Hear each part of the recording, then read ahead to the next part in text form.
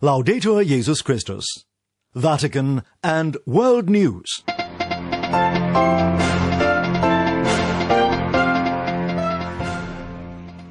Today, Tuesday, March 16th, is the feast of Saints Hilarius and Tatianus, martyrs of Aquileia.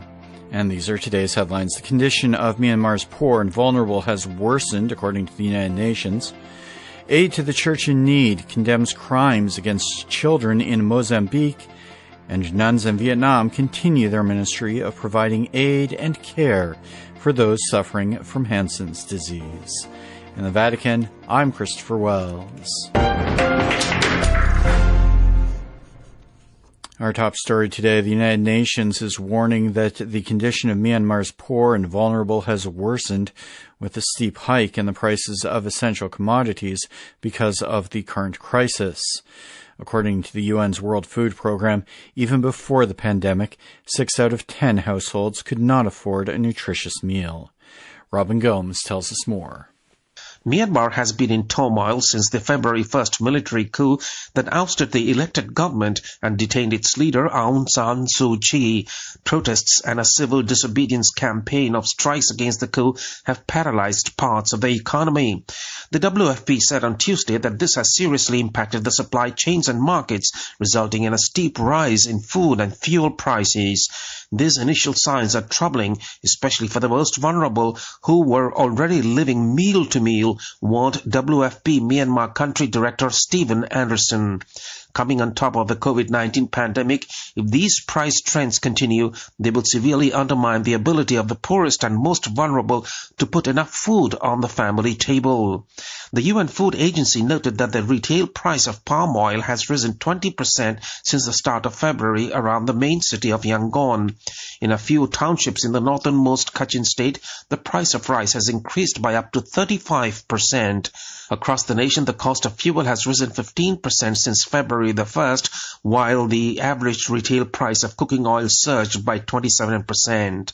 These rising food and fuel prices are compounded by the near paralysis of the banking sector, slowdown on remittances, and widespread limits on cash availability, Anderson pointed out. He noted that with the COVID-19 pandemic, many factories had closed and many of the poorest had lost their jobs due to lockdowns in their neighborhoods. If the situation protracts, I think increasingly the economic side of this crisis is going to be a very serious one, he said. According to WFP, prior to the pandemic, 6 out of 10 households could not afford a nutritious diet. Poverty rose further as a result of COVID-19. And by the second half of last year, 4 out of 5 households across Myanmar reported they had lost close to 50% of their income during the pandemic. I am Robin Gomes. Meanwhile, the annual Global Day of Prayer for Myanmar was observed on Sunday, organized by Christian Solidarity Worldwide, a human rights organization that specializes in religious freedom. On Monday, CSW organized an online event to bring people together to reflect on and pray for the people of Myanmar. Among those invited to participate in the virtual event was Cardinal Charles Bo of Yangon. Unable to participate in person, he sent a video message to the event. Here is an excerpt from that message. Myanmar today is in yet another chapter of darkness, bloodshed and repression. Since the coup on the 1st of February, we have witnessed the amazing courage, commitment and the creativity of our people, demonstrating throughout the country in their thousands for many days. The sense of unity and solidarity in diversity with the different people of ethnicities and religions coming together for the same cause was very remarkable. But that was met with bullets, beatings, bloodshed and grief. So many have been killed or wounded in our streets, and so many thousands have been arrested and disappeared.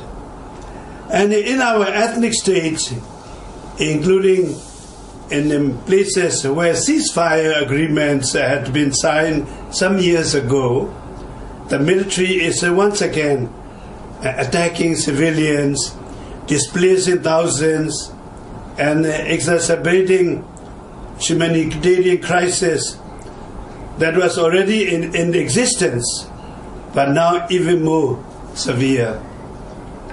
Yet in these dark times, we hear the voice of the Lord calling the church still to be a witness, to be an instrument for justice and peace and reconciliation, to be his hands and feet in providing assistance to the poor and those in fear, to counter hatred with love. That was Cardinal Charles Bo of Yangon.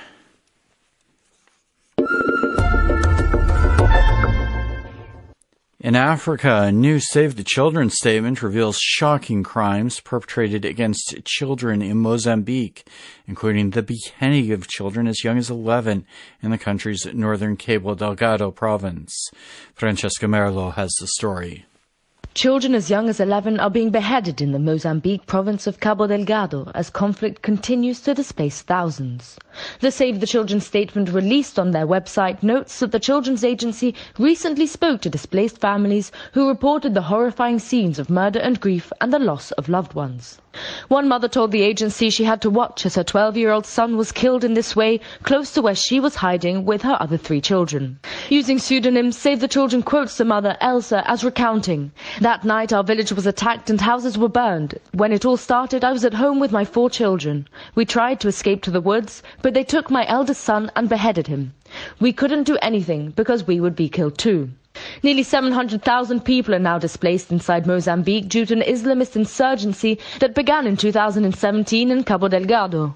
The militants are linked to the so-called Islamic State. Since 2017, more than 2,500 people have been killed. Another woman said her son had been killed by militants while she and her other 3 children had been forced to flee. "After my 11-year-old son was killed, we understood that it was no longer safe to stay in my village," she said. "We fled to my father's house in another village, but a few days later the attacks started there too." The insurgents are known locally as Al-Shabaab, although they have no known links to the Somali jihadi group of the same name. They have publicly sworn allegiance to the Islamic State. IS says it has carried out a number of attacks in Mozambique, though the group has rarely given any indication about its motive, leadership or demands.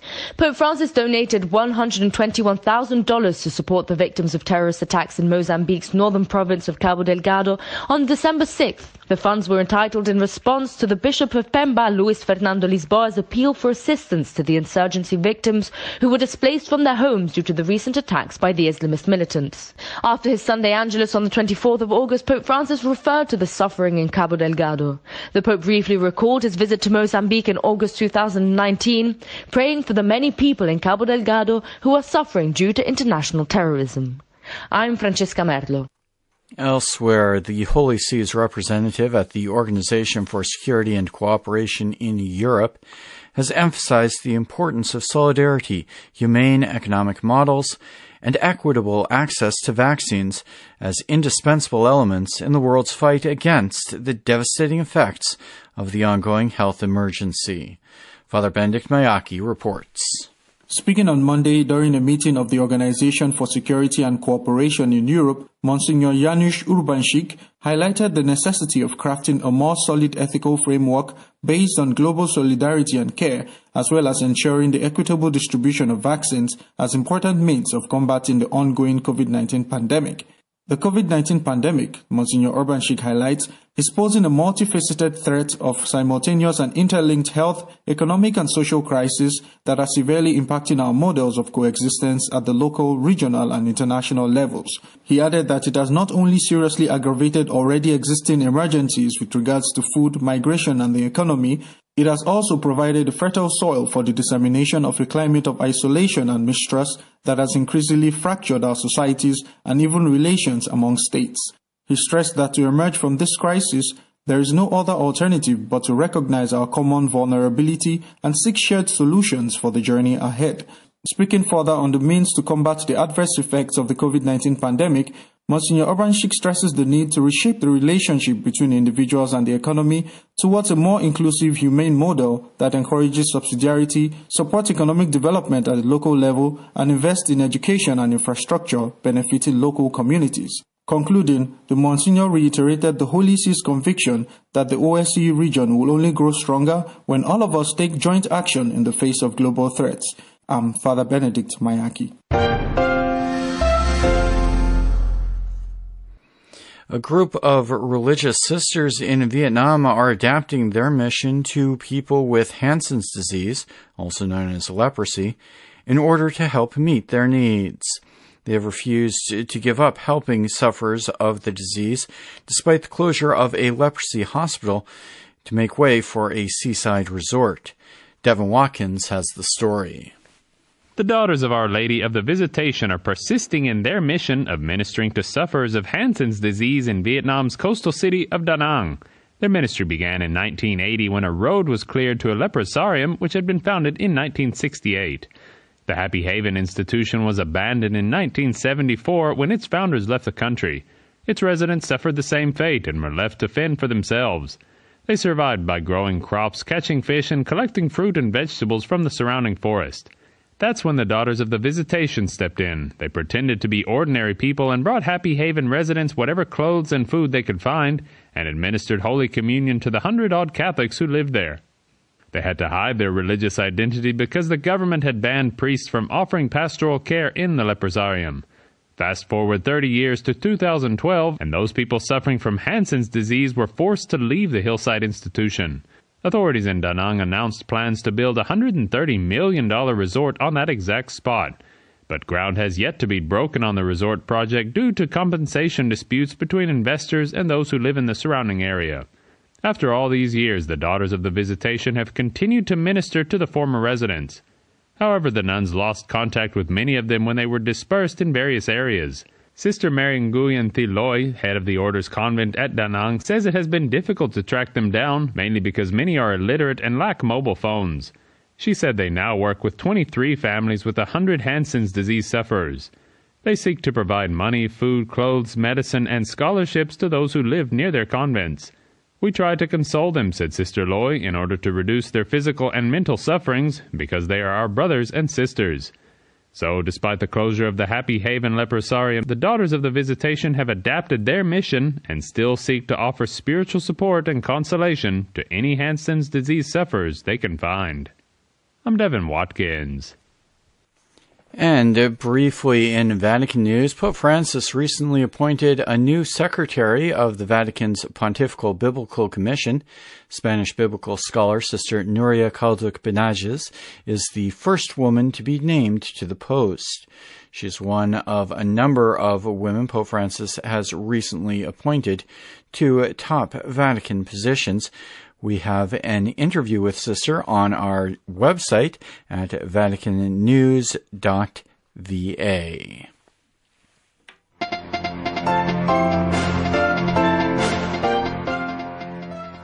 And that brings us to the end of this edition of Vatican and World News. For more on these and other stories, and to hear this broadcast as a podcast, we do invite you to visit our web portal at www.vaticannews.va. You can also get all the latest updates on our Vatican News English section Facebook page and Twitter feed. Many thanks to the producers and technicians who make this broadcast possible. In the Vatican, I'm Christopher Wells.